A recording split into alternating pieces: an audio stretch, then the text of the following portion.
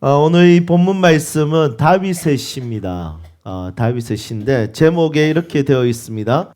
인도자를 따라 부르는 노래 이렇게 되어 있습니다. 인도자를 따라 부른다는 것은 어떤 의미일까요? 그러니까 인도자가 선창을 하면 이제 회중들이 그것을 따라서 부르는 겁니다. 예를 들면 say 이런 식인 거죠. 우리 맞춰봤나요? 아주 자연스럽게 호흡이 맞습니다. 이런 형식으로 부르는 찬양이 바로 이 11편 찬양입니다. 그래서 우리 종종 찬양할 때 인도자들이 이제 쇼맨십을 가지고 또 무대 매너를 가지고 막 마이크 대고 따라하세요 하면서 막 부르는 그런 곡들 있지 않습니까?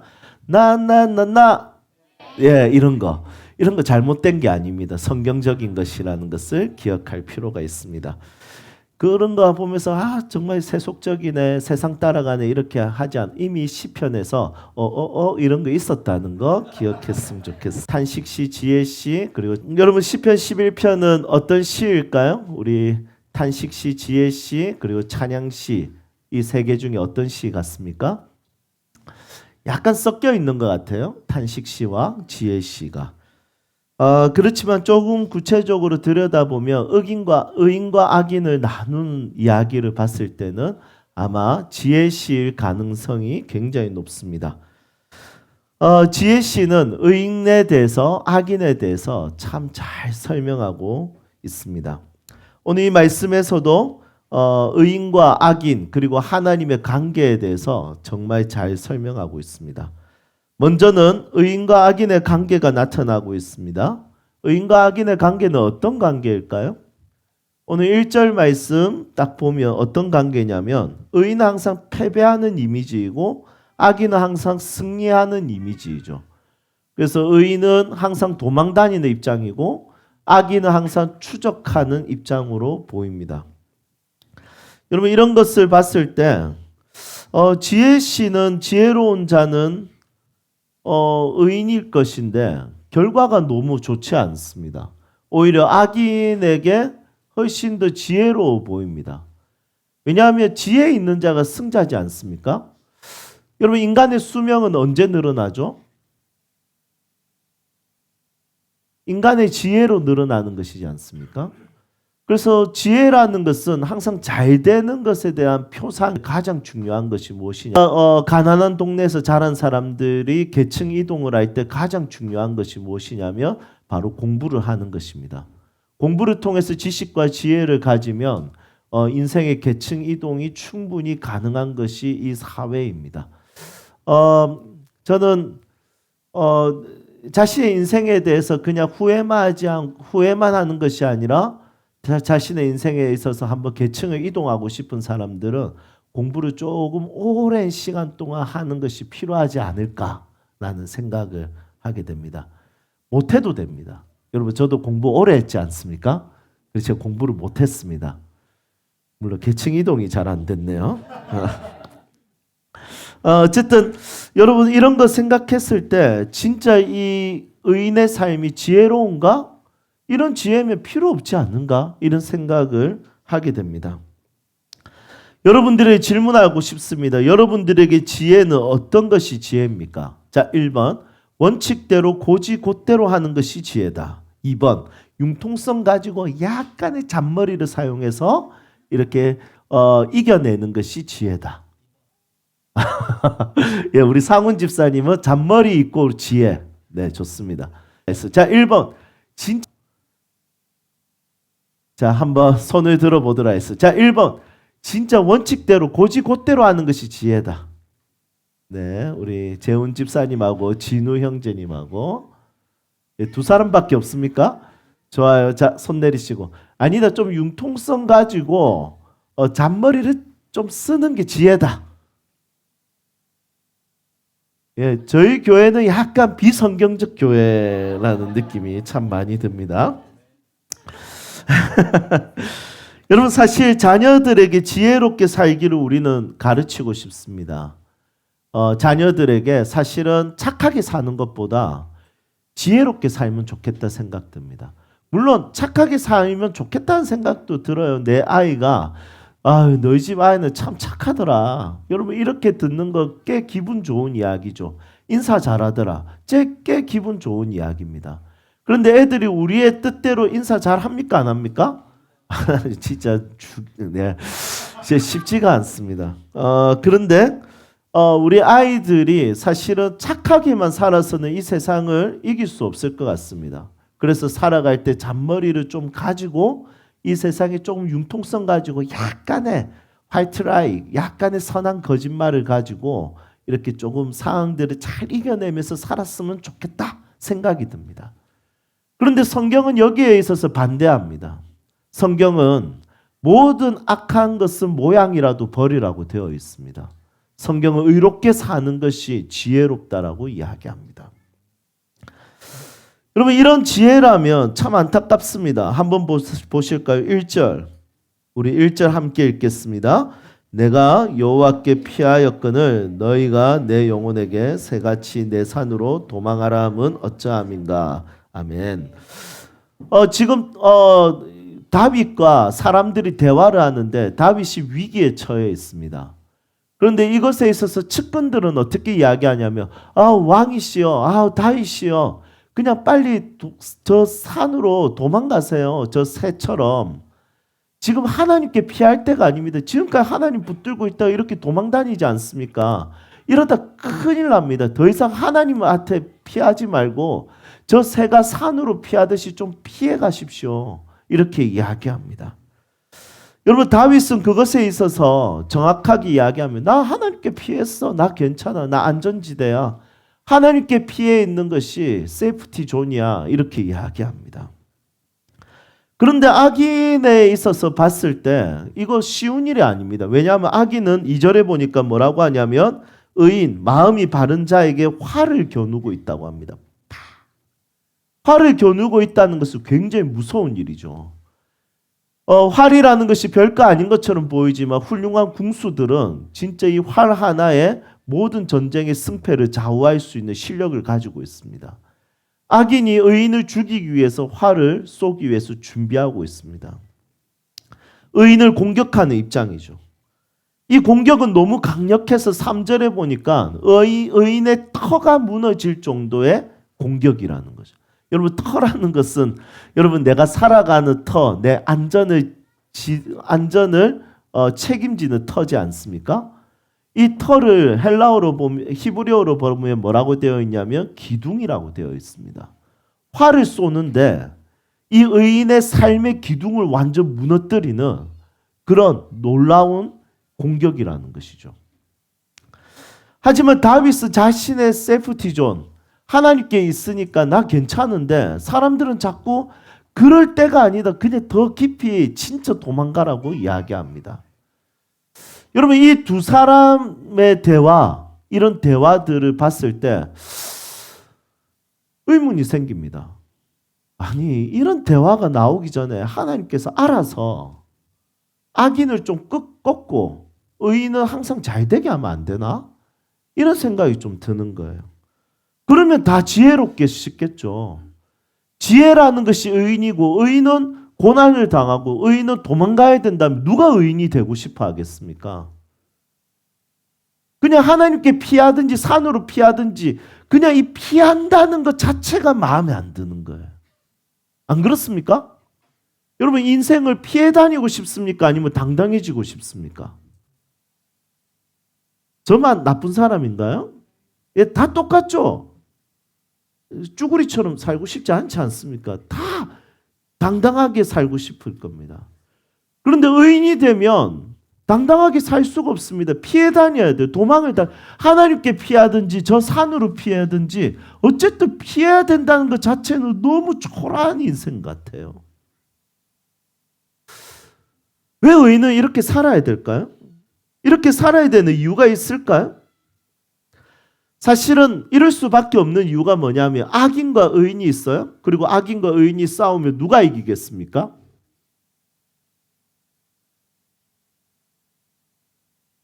힘 좋은 사람이 이깁니까? 여러분 그러면 둘 다 악인이죠. 여러분 악인과 의인이 싸웠는데 누가 이기겠어요? 이렇게 표현해 봅시다. 한쪽은 이기적이에요. 한쪽은 이타적이에요. 이기적인 사람과 이타적인 사람이 싸워요. 누가 이기겠습니까? 부모와 자식이 싸워요. 그러면 또 다른 걸로 예를 한번 들어볼게요. 더 쉽게. 여러분, 부모와 자식이 싸워요. 누가 이깁니까? 이 자식이 이겨요. 여러분, 자식 이기는 부모는 없다 하지 않습니까? 여러분, 사랑하는 쪽이 지게 되어 있습니다. 그리스도인들은 의인이죠. 그리스도인들이 받은 명령은 무엇입니까? 서로 사랑하라는 명령을 받았습니다. 사랑하라는 명령을 받은 그리스도인은 이기기가 쉽지가 않습니다. 그런데 사랑하라는 명령이 없는, 명령에 순종할 필요가 없는 사람들은 사실은 언제든지 이길 준비를 하고 그냥 물어뜯으려고 합니다. 한쪽에서 물어뜯으려고 할 때 의인은 사랑하라는 명령을 받았으니까 물어뜯지를 못합니다. 여러분, 이런 상황에서 의인은 항상 도망가야 될 수밖에 없는 상황이 되는 것이죠. 이타적인 사람이 이기적인 사람을 이기지 못하듯이 그리스도인들은 항상 이타적인 성향을 가질 수밖에 없습니다. 물론 우리는 아직까지 성화가 덜 되어서 이기적인 사람으로 살고 있죠? 예, 그래서 계속 이기고 계신 거예요. 여러분, 부부싸움 이기는 사람은 어떤 사람입니까? 예, 맞습니다. 악인입니다. 부부싸움에서 이기는 사람은 의인이 아닙니다. 의로워서 이기는 것이 아니라 더 악해서 이기는 겁니다. 지금 부부끼리 난리 났네요. 지금 서로 보고 니 이렇게 하고 지금 끝이 났어. 여러분, 부부싸움에서 지는 사람은 여러분 약해서 지는 것이 아니라 의로워서 지는 것입니다. 사랑하기 때문에.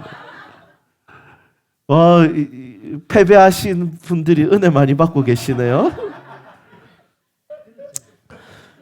여러분, 우리 노아 사건 잘 알고 있습니다. 노아 사건은 전설이 있어요. 어떤 전설이 있냐면 이것은 성경에 기록되어 있지 않습니다. 한번 제가 설교 때 언급한 적이 있는 것 같은데 다 기억 못 하실 것 같아서 다시 한 번 더 준비해 왔습니다.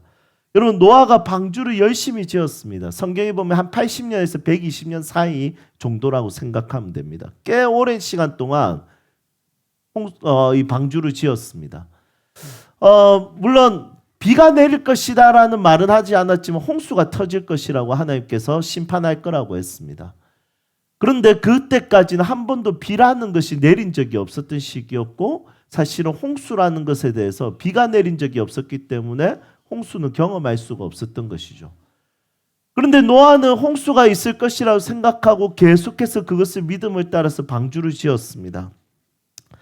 그런데 사람들은 계속해서 놀립니다. 저 뭐 하는 짓이지 이렇게 놀리는데 갑자기 노아가 이런 이야기를 들은 겁니다. 어떤 이야기를 들으면 한 우물이 있는데 그 우물에 물이 붉게 변하며 홍수가 시작된다라는 어떤 이야기를 들었습니다. 그때부터 노아는 아침마다 일어나서 그 우물을 보고 빨간색이 있는지 없는지 보고 없으면 또 방주를 짓고 또 그것을 보고 안심하고 빨리 지어야지 이랬습니다. 결국엔 다 지었습니다. 자꾸 이렇게 우물을 확인하는 이 노아를 놀리기 위해서 그 동네에 나쁜 사람들이 있었습니다. 이 사람들이 노아를 더 놀리기 위해서 이 우물에다가 어느 날 붉은 염료를 풀었습니다. 그랬더니 노아가 딱 와서 봤는데 우물이 붉어진 거예요. 그래서 그 자리에 주저앉아서 펑펑 우는 거예요. 이제 큰일 났다. 이제 심판이 있을까? 이제 망했어. 어떻게 하지? 하고 이제 방주로 들어가는데 이제 사람들이 막 우리가 푼 것도 모르고 저거 믿고 있어. 이렇게 하는데 그때부터 비가 내리기 시작했다는 전설이 있습니다. 여러분, 이 전설의 이야기를 들으면서 어떤 생각이 듭니까? 여러분, 의인은 그냥 믿는 거예요. 의인은 그냥 사랑하는 거예요. 의인은 그냥 정직해 보는 거예요. 그런데 이것 때문에 당하는 것이 너무 아픈 거예요. 이것 때문에 놀림을 당해요. 이것 때문에 손가락질을 당해요. 이것 때문에 사실은 지혜시에 나오는 의인은 이 세상에서는 지혜로운 자가 아니라 어리석은 자로 평가를 당합니다. 하지만 하나님이 그를 보고 계시고 하나님이 그를 인도하시는 거예요.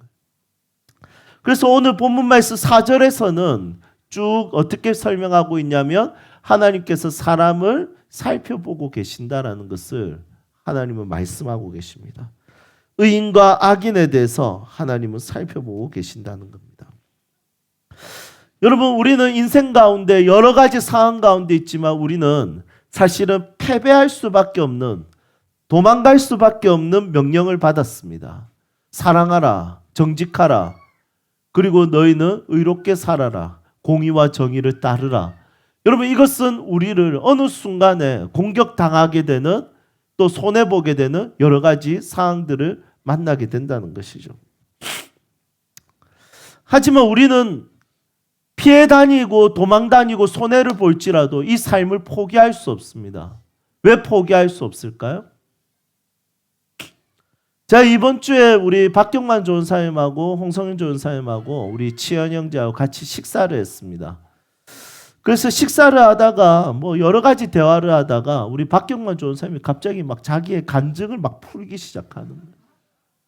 저 내성적인 사람이 갑자기 막 자기 이야기를 정말 자랑처럼 이렇게 이 This is my story 하면서 막 간증을 풀기 시작했습니다. 여러분, 그 간증은 바로 이것입니다. 우리 경만 조은사님하고 성현 조은사님 담임 갔다 왔습니다. 담임 목사만 군대 갔다 오고 이렇게 조은사님들은 군대를 다녀오지 않았습니다. 근데 경만 조은사님 참 재밌는 게 군대도 안 갔다 왔는데 계속 밀리터리 옷을 입고 다니죠. 우리 조은사님은 방위산업체를 3년 동안 다니셨어요. 여러분, 방위산업체는 참 좋지 않습니까? 일하면서 돈 벌면서 군생활하는 거니까.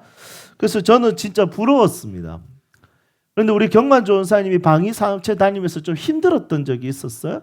언제 힘들었냐면 이 회사는 가족 사업인데 이 가족들이 진짜 불교에 심취된, 사장과 부사장이 불교에 심취되어 있고 그 아들이 미얀마의 스님으로 계시고 진짜 장난 아닌 집. 그 회사에도 사당이 있는 거예요. 그러니까 이 사장을 이제 활용하고 그 부처에게 더 기도해서 이 사업이 더 잘 돼야 되니까 8시까지 출근인데 더 놀라운 건 뭐냐면 직원들이 7시 20분까지 출근을 시키는 거예요. 그리고 40분 동안 전부 다 108배를 해야 돼요. 와, 이거 기가 막히지 않습니까? 야, 이런 회사를, 여러분, 이 이야기 듣고 차라리 군대 가는 게 낫겠다 이 생각 들었습니다. 그래서 이제 조은사님이 그때부터 이제 자기 자랑을 이제 하기 시작하는 거예요. 저는 절하지 않았습니다. 저는 신앙이기 때문에 절하지 않았습니다. 그래서 제가 그런가? 우리 부탁키즈 오셨네요. 우리 BK 오셨는데 여러분 어쨌든 우리 경만 조은사님이 그때부터 그냥 절하지 않았던 거예요. 그러면 8시까지 와도 되는데 조은사님은 그래도 욕 먹지 않기 위해서 7시 20분에 와서 같이 옆에 서 있었던 겁니다. 그게 하나님 앞에서 또 사람들 앞에서 욕 먹지 않는 방법이라고 생각했던 거예요. 그런데 이제 종종 이제 일상으로 돌아가면 사람들 사실 108배, 말이 108배지 매일 스쿼트보다 더 심한 거지 않습니까? 여러분, 이거 쉬운 일 아닙니다. 약 40명의 직원이 절하는데 경만조사에 서 계신 거예요. 이렇게. 여러분, 이러면 사람들이 욕하지 않겠어요? 니 뭔데? 이렇게 하는 거예요. 사장도 그렇고. 그래서 경만조사님은 그때부터 방위사업체 끝날 때까지 그 회사에서 모든 굳은 일을 다 한 거예요. 하나님이 모욕당하는 것이 싫어서 모든 굳은 일을 다 하고 모든 성실과 모범이 되기 위해서 몸부림쳤던 거예요. 그 평생을 그 시간 동안 을로 지난 거예요. 여러분, 의인은 을로 지날 수밖에 없는 상황인 거죠. 그런데 경만조원사님은 그 이야기를 너무나도 아름답게 또 가치 있게 하나님 앞에서 자신의 신앙을 지키면서 최선을 다한 시간으로 영적 추억으로 가지고 계시다. 그리고 제가 그 이야기 들었을 때 와, 너무 대단하다. 여러분, 저희 교회 조원사님 이 정도입니다. 예.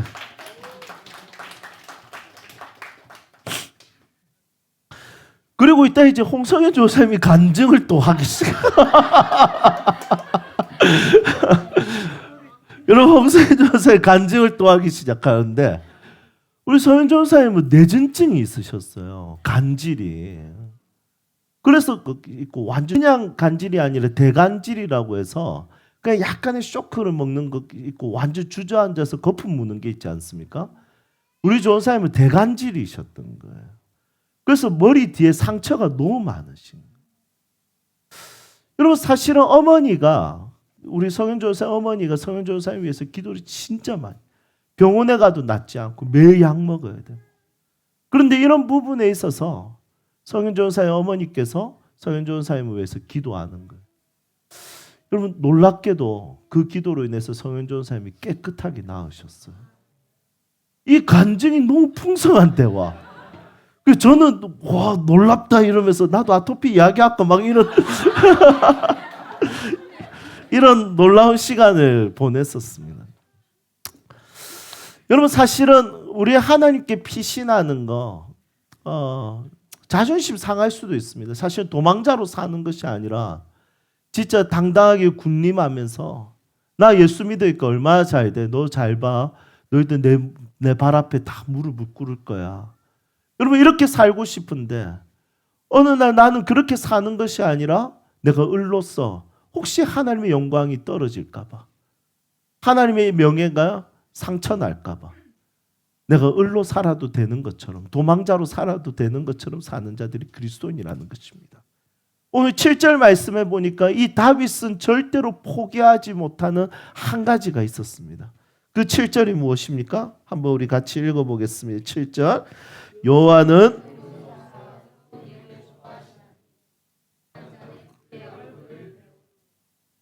아멘. 여러분, 다윗이 진짜 포기할 수 없었던, 도망자가 되더라도 의인의 삶을 포기할 수 없었던 것은 의인은 하나님의 얼굴을 보기 때문이었죠. 여러분, 이 본다라는 것은 조금 더 구체적으로 히브리어를 보면 주시하다, 응시하다라는 뜻입니다. 여러분, 의인의 삶을 살다가 도망자로 살 때 가장 그리스도인들에게 큰 유익은 하나님을 주목하게 되는 시선을 가지는 것이죠. 여러분, 그리스도인의 복은 다른 것이 아니라 어떤 상황에 있어도 그분을 바라보는 것입니다. 여러분, 이것은 너무 중요한 것입니다. 여러분, 저는 이 설교를 준비하면서 이 찬양이 생각났습니다. 하나님 사랑 변치 않는다. 하나님 사랑 변치 않는다. 세상 다 변하고 변해도 하나님 사랑 변치 않는다. 여러분, 이 찬양의 가사들이 저는 이 다윗의 이야기와 정말 잘 어울린다는 생각이 들었습니다.